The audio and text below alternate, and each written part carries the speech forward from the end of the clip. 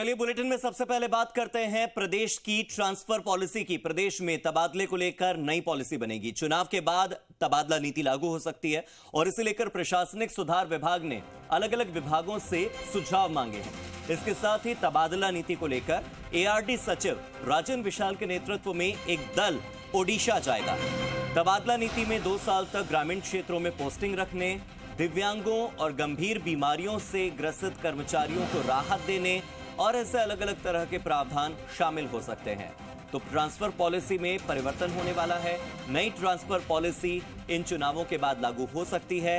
पूरे राजस्थान में transfer policy लागू होगी, यानी कि तबादला किस आधार पर किया जाएगा सरकारी कर्मचारियों का, ये उस पॉलिसी के मुताबिक तय होगा। प्रशासनिक सुधार विभाग ने विभागों से सुझाव मांगे हैं कि आप बताइए सरकारी कर्मचारियों को किन किन तरह की दिक्कतों का सामना ट्रांसफर के दौरान करना पड़ता है। इसी के साथ तबादला नीति को लेकर एआरडी सचिव राजन विशाल के नेतृत्व में एक दल ओडिशा जाने वाला है और ओडिशा जाकर वो वहां के ट्रांसफर पॉलिसी, वहां की तबादला नीति से कुछ तत्व हैं जो उठाएगा और उन तत्वों को शामिल किया जाएगा राजस्थान की ट्रांसफर पॉलिसी में। 2 साल तक ग्रामीण क्षेत्रों में पोस्टिंग रखी जा सकती है।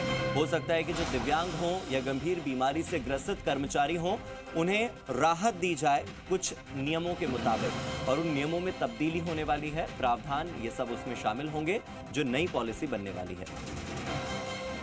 मेरे सहयोगी भरत राज मेरे साथ जुड़ गए, सीधे भरत का रुख करते हैं। भरत, ग्रामीण इलाकों में पोस्टिंग होना और इसके साथ ही दिव्यांगों को और गंभीर रूप से ग्रसित बीमारियों से ग्रसित जो कर्मचारी हैं उन्हें राहत देना, क्या और भी कोई प्रावधान है जो इसमें शामिल हो सकते हैं, अगर आपको जानकारी हो?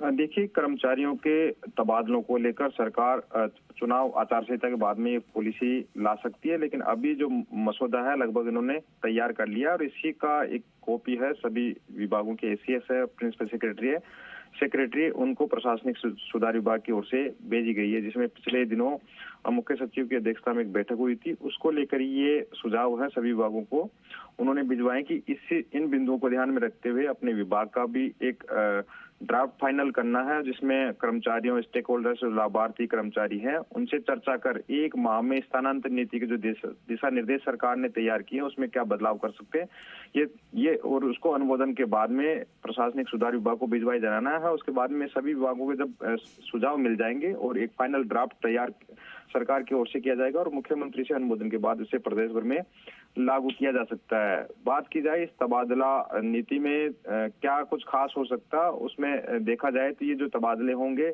ये अभी 3 जगह पर तो इसको लागू नहीं किया जाएगा, राज्यपाल सचिवालय, विधानसभा सचिवालय और राज्य निर्वाचन आयोग में। इसके अलावा जो विभाग है उनमें ये तबादला पॉलिसी लागू रहेगी। सबसे खास बात है सभी कर्मचारियों को सबसे पहले ग्रामीण इलाकों में 2 साल के लिए वहां पर पोस्टिंग दी जाएगी। ज्यादातर कर्मचारी जहां पर उनकी ग्रामीण इलाकों में अगर पोस्टें हैं तो सबसे पहले उनको ग्रामीण इलाकों में ही पोस्टिंग दी जाएगी, उसके बाद में आगे उन्हें शहरी इलाकों में रखा जाएगा।